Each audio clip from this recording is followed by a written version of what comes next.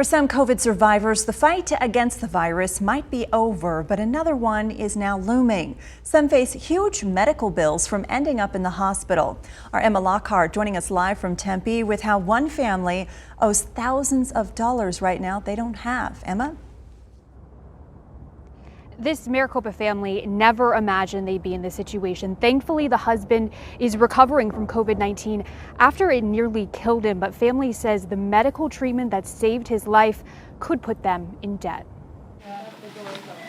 It was back in November, 39-year-old Robert Pintor was put on a ventilator while fighting COVID-19. It's like an emotional roller coaster. His wife, Alyssa Treble, at home, holding it together for their family, working while taking care of their 4-year-old daughter, oftentimes watching Pintor fight for his life through a screen. And there was a couple of times that we received the call from the doctor that this may be it. After 3.5 months in a coma, Pintor is now awake.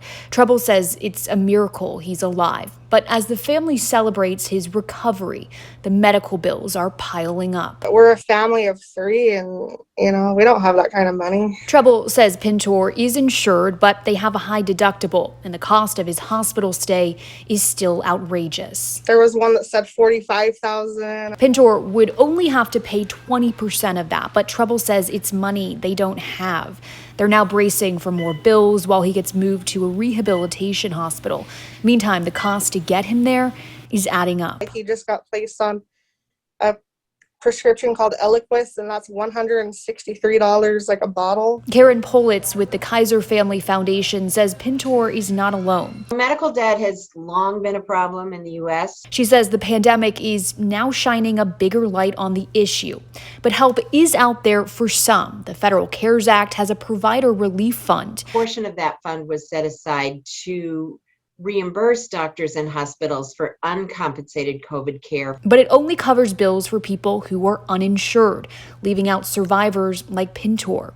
While Treble sorts through paying bills, she is just thankful her husband is still here. They recently lifted the visiting restrictions, so we were able to see him, and I was able to let my daughter see him again for the first time in 4 months. It says make sure to look at your policy. If you're insured and you ended up in a hospital in your network, you really shouldn't pay more than $8,500 out of pocket. She also says try and work with your insurance agency. Ask them if they can put your account on hold for a couple of months before those bills start going to a collection agency. Reporting in Phoenix, Emma Lockhart for Arizona's Family.